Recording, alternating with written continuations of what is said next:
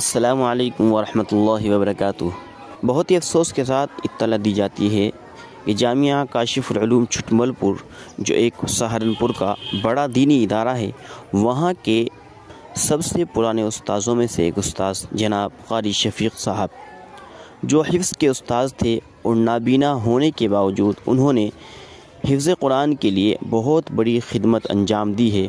کافی دنوں سے حضرت کی طبیعت خراب تھی، جس کی وجہ سے حضرت نے پڑھانا بھی ترک کر دیا تھا اور اپنے گھر پر ہی رہ رہے تھے۔ آج رات 30 جنوری 2023 کو رات میں ان کا انتقال ہو گیا ہے۔ حضرت کی نماز جنازہ ان کے آبائی گاؤں شوملی جو سہارنپور کے پاس میں ہی ایک گاؤں ہے، وہیں پر 2 بجے ادا کی جائے گی۔ جی ہاں، آج 30 جنوری 2023 کو ان کی نماز جنازہ ان کے آبائی گاؤں میں ادا کی جائے گی۔